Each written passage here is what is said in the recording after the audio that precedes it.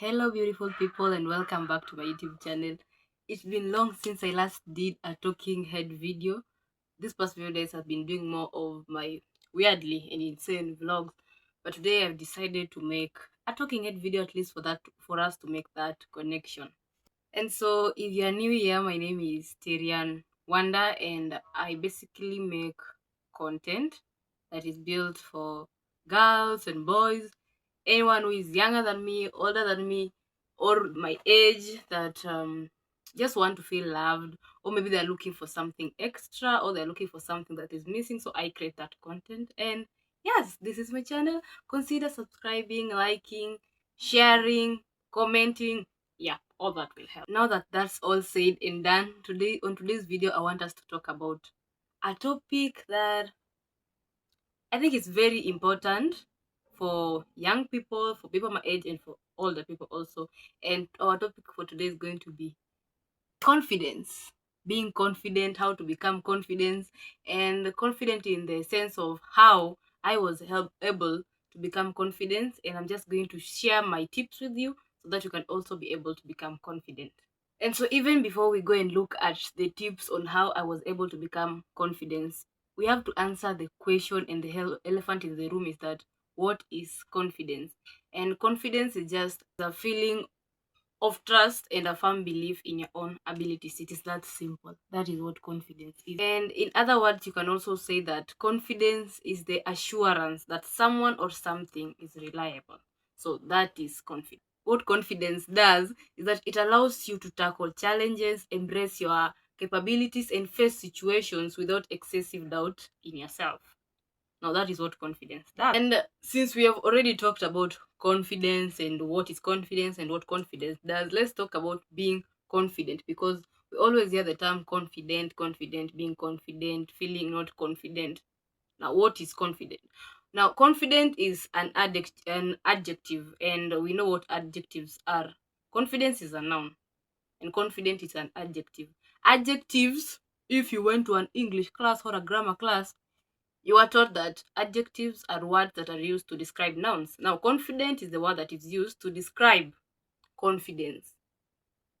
So, confident is an adjective, and it is used to describe the noun confidence. Now, confident is an adjective that describes having a strong belief in one's own abilities, or being certain that something or a specific outcome will happen.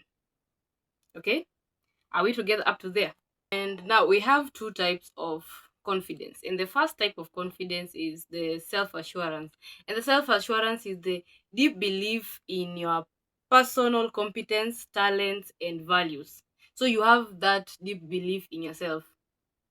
That is the first type of confidence, which is called self-assurance. We also have certainty or conviction. And this is just trusting that an outcome or something or an event will unfold in the way that you expect it to happen.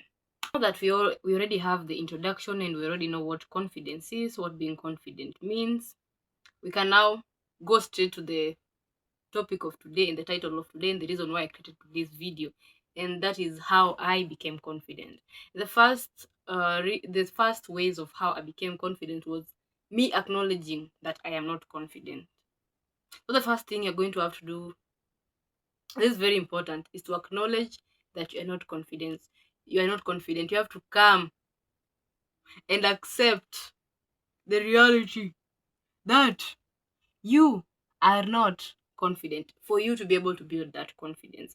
And these are rather the reasons that you're going to know that you are not confident. And number one is that you are always second guessing your own decisions. You're like, what if it doesn't happen? What will people say? Like, you always second guess everything that you do or anything that you do. That's a sign of you not being confident. Number two, you always struggle to accept compliments. Like, someone comes up to you and tells you, you look really beautiful. And instead of you saying thank you, you'll be like, oh, it's just because I wore this mascara today. Maybe it's because of my hairstyle. Maybe it's because of the clothes that I wear. Like, you struggle to accept the compliment. That's also a sign that you're not confident. Number three, you avoid challenges and you have fear of failing. That's also another sign of lack of confidence. Then we have you are frequently apologizing even when you're not wrong. You always be like, oh, I am sorry, I didn't mean to. You're not confident in yourself. Confident people don't keep on apologizing because they know where they stand and they know what actually happened. So they won't try to feel like they were the problems or maybe they are the cause of the problem. So they don't constantly apologize. And apologizing is not bad, but if you constantly apologize and you're overdoing it, maybe it's a sign of lack of confidence. Yeah, the other sign of lack of confidence is always avoiding eye contact. The way I'm trying as hard to maintain contact with you guys, like if I wasn't confident in myself and in my own skin, I wouldn't feel comfortable maintaining eye contact with you guys. Maybe I will come and create a more faceless video or maybe a voice over. So another sign of lack of confidence is avoiding eye contact. And me, one thing about me, I will look you goddamn straight in the eye. If you wanna look away, you look away. I'm not going to be the one to look away. Okay? Okay. Another sign that you may or may not lack, that you may lack confidence is that like you always put other people's needs before your own needs. That's another sign of lack of confidence. Let's say your friend approached you and they're like, can we go out? Or maybe, okay, you have a roommate. Your roommate tells you she wants to go to the shop. And she tells you, can you please escort me to the shop? And at that moment, maybe you're washing your utensils, or maybe you are just packing your clothes, or maybe you are reading a book, or maybe you're watching a movie and you don't want to escort them to the shop. But now you rather pause your movie, you rather stop washing what you're washing, you rather stop arranging the clothes that you're arranging to go and escort your friend to the shop. That's another sign of lack of confidence. You can't say no, and you always find yourself putting other people's needs before yours. So before you become confident, you have to learn to say no. You will not always have to say yes, and you can't always put other people's needs before your own. They want to go out, you don't want to go out. You can always say, me, I don't want to go out. I'm going to sleep. Me, I don't feel like going. You don't always have to say yes to everything. So always putting other people's needs before your own is a sign of lack of confidence. Okay? Number one, I had to acknowledge that I was lacking confidence. And I have already told you the signs that you don't have confidence, and I've told you all the signs. So number two, after acknowledging, I had to learn who I really am. Like, who am I? Who are you? Who is Terian? And then I learned that Terian is this short girl. I don't know what my height is. She has this type of complexion. She has this type of teeth. Her forehead is this big. Her hair looks like this. Like I had to really learn who I really am, and I had to know even the color of my skin, the length of my nails. Like I had to come in terms with who I really am, so that when people say things about me, they don't make me feel bad because I already know that. You're telling me I have a big forehead. Oh my goodness, shock on you. I am aware. I already know that, so that will not lower my self-esteem or make me feel bad because I already know who I am and I am comfortable in my skin. So I am confident. I'm confident with myself. So I won't feel anything. You tell me, oh, I don't like how your teeth look. That's your own problem because guess what? Newsflash, I feel good about that. And another thing I'd like to say on this segment of knowing who you are, you also have to set boundaries. And for a long time people have made boundaries feel like they're meant for relationships, they are meant for situationships, they are meant for friendships. No, you also have to make boundaries with yourself and boundaries with the things that you allow people to say to you. Okay? And so let's say you've set a boundary like I like the type of makeup I do on myself, a boundary like I like my height, and if anyone says something otherwise, you you cut them off or just cancel them or just tell them right there and then, I don't like how you spoke to me, I don't like the fact that you said that to me. It's that simple. So let's take me for example. There's this day I was going to church and I just learned how to draw mascara. So I drew a cross on my cheek and my mom was like, Terry, hiyo msalaba kidogo inakaa vibaya. And I had taken my time to draw it on my cheek using my eyeliner. And then my mom is like, atinakaa vibaya, atinifute. You know what I told that woman? And she's my mom. Trust and believe you me, she will be watching this video. This is my mom. I told my mom that you don't like the fact that I drew this on my face. I like it and I feel comfortable with it on my cheek. Guess what? I went to church like that. And mind you, some of my friends at church and other people that I don't even talk to at church, they found it attractive and they thought that it was actually a tattoo. So it was looking nice. But my mom, to her, it wasn't looking nice. And she told me that it does not look nice that I should rub it. So let's say I wasn't comfortable in my skin and I wasn't confident enough in how I look. I could have rubbed it because it's my mom who has told me this. So she knows what's best for me. But the fact that I took time to know who I am, to set boundaries with myself. And if I like something and someone else doesn't like it and I feel comfortable with it, my opinion matters. How I feel matters. So even if you're my mom, it does not matter. And I did not rub it. I told her, this is my face. I feel comfortable with it. I feel good with it being on my face. And I did not rub it. And some people at church found it really attractive. Other people thought it was a tat. So you see, what if I just rubbed it? So you have to build boundaries you have to set boundaries even with people who are close to you.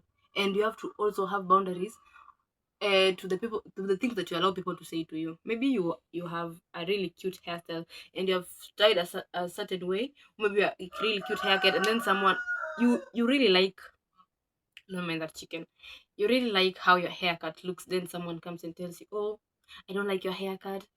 They will make your self-esteem go down and hence lowering your confidence. But if you're really comfortable in your skin and you've already built self-confidence, imagine you will just tell them that you like it. You don't like it, that's your problem. You don't like my haircut, that's your problem. You don't like how I've styled my hair, that's your problem. You don't like my hair color, it is your problem. I like it and that's all that matters. So you have to understand who you are, then you have to set boundaries with what you allow people to say to you. Me, you can't just come and tell me anything anyhow.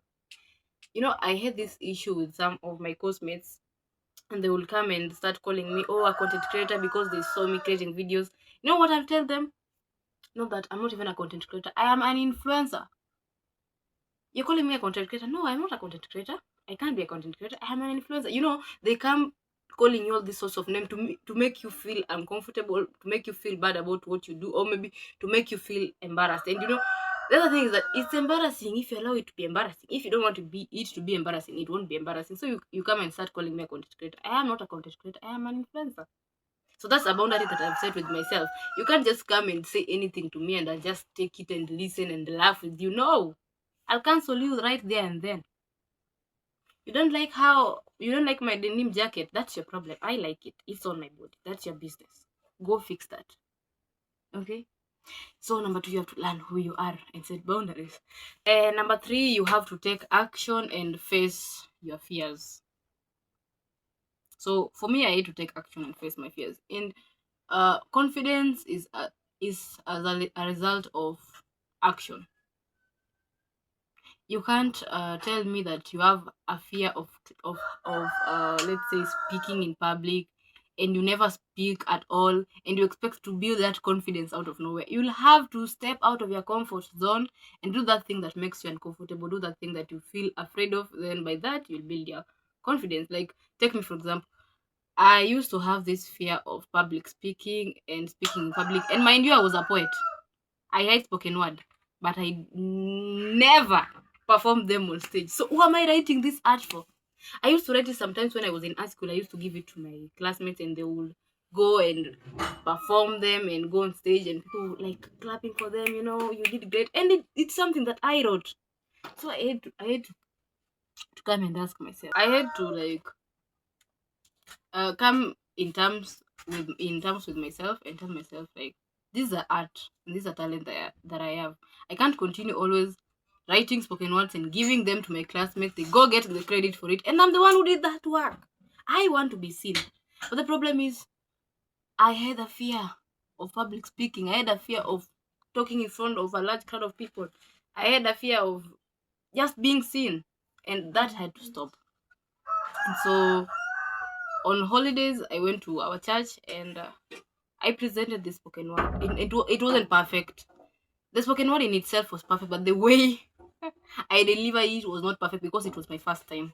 I had to stop and ask them if I can try again. And mind you, they were kind enough and to listen and to wait for me to start again from the beginning until I was able to deliver my spoken word. And they really liked it and they were like clapping, and some of them came and told me that was really nice. And it made me feel good. Now tell me, if I'd continued being afraid of performing in public, what am I afraid of? Who am I afraid of? Do people eat people? Will they eat me? Will they punish me? They will not. Like, it was all, I realized that it was all in my head. And then from there henceforth, I continued whenever I got the chance, and or I was just called out to go and speak in front of people. I would not like say, oh, Miss Taki, I'm not doing that. I will, step up with confidence and say, you want me to present that on Sunday? You want me to do that on this day? You want me to lead that on this day? I'm doing it. Like, I stopped being afraid, and with that, that's how my confidence it compounded my actions, and it built. So you have to take actions and face your fears, darling. You can't be confident and you don't do anything to build that confidence. Okay, it's not a magic wand. It's not like, oh my goodness, it's not like you're going to get a genie and be like, I wish I was confident. Maybe it can work if you see a shooting shots or shooting star or something, but over here your actions actually count. So you have to take action and face your fears. Okay. Yeah, right. So number 4, I had to shift my mindset and identity. So how I view myself used to determine my actions. And that's true. How you view yourself determines your actions. So you have to change your mindset and you have to change your identity. And in terms of how you see things, how you view things. If you view yourself as a confident person, mind you will become automatically, word for word, automatically. See, I did this and it worked for me. Automatically you become confident. So if you view yourself as a confident person, you become confident. If you view yourself as a fighter, you'll be a fighter. If you view yourself as a creative person, you always have these ideas flowing and flowing. But if you're like, oh, nothing good comes from me, speaking bad to yourself and diminishing yourself, and also have to learn to speak affirmations to yourself. Speak life to yourself. You can't always be like, oh, I am ugly, oh, I look bad, oh, nobody wants to listen to what I have to say, oh, I am not confident, oh, I am shy. How you view yourself will happen, and it will determine your actions. So let's say you view yourself as someone who is shy and you're told to stand and speak. Will you speak? You will not speak even if you had something to say. Let's say you view yourself as a confident person and you're told, you know what, Terian, or let's say Monica, come and speak to these people, come and say thank you, come and bring a vote of gratitude. Imagine you'll stand with that confidence and you'll speak even if you shrub here and there, or maybe you use one broken English word. At the end of the day, you will convey your message and you will speak and you will leave that building feeling so good about yourself. Let's say you are saying you are shy. You will leave that place feeling worse about yourself because you are given a chance to speak. You had something to say, but you always view yourself as this shy person. Imagine you won't speak. So if you want to be confident, you also have to shift your mindset and your identity. Okay? Work on that. There are a lot of videos you can watch about mindset and identity shifting. Yeah. Number 4, you have to stop comparing yourself to others. Please, for crying out loud, for Christ's sake, Wedera, for Christ's sake, Monica, for Christ's sake, whoever you are watching, whoever you are, you have to stop comparing yourself to others. What does this other person have that you don't have? Is it a private jet? Maybe if you have a private jet, you can if they have a private jet, you can compare yourself to them. But the person that you're comparing yourself to does not even have anything that makes sense, and you're busy there comparing yourself. And the person that said that comparison is the thief of all joy did not lie. You have to stop comparing yourself to others, please, for Christ's sake. Maybe the people that you're comparing yourself to, they have also battles they are fighting. These people are fighting addictions like masturbation. These people are fighting things that you do not even know behind closed doors, and you're there busy admiring their lifestyle. You're there busy admiring how they look. Please, girl, boy, or whoever you're watching, you have to solve that shit. You just have to call a spade and stop whatever you're doing. It's embarrassing. And it's like you're also just hurting yourself. Like, when did we start? Did we Stop loving ourselves and start comparing ourselves to other people. Everybody is living for the first time. Nobody has a manual. Nobody has a blueprint. We are all equal. We all have 24 hours. Why are you comparing? What does this other person have that is so good that you have to compare yourself to them? You have to stop comparing yourself and focus on your own uniqueness. There's only one Tyrian. Maybe there are many Tyrians, but there's only one Tyrian that can do things the same way I do. There's only one you, one unique you. There's only one you in all these 8 billion. I don't know how many we are in this world, but there's only one person like you. So you have to embrace your uniqueness. You have to embrace your talent. You have to embrace your smile. You have to embrace your laughter. You have to embrace your forehead. You have to embrace that your body just have to feel comfortable. Stop comparing yourself to others. My goodness, you're comparing yourself to this slim girl. Maybe she has an eating disorder. Do you know that? You don't know that. Maybe you are this slim girl. You're comparing yourself to this chubby girl, this thick babe. You don't know what she's fighting. You don't know how many times she's starving herself to look like you. So stop comparing yourself. Please stop it. Your skin is dark. You're comparing yourself to this light-skinned babe or to this. Do you know the amount of sunscreen they have to apply on their face so that the sun can stop burning them, so that they can stop having those sunburns? And you have free melanin that God gave to you, but you're busy comparing yourself to them.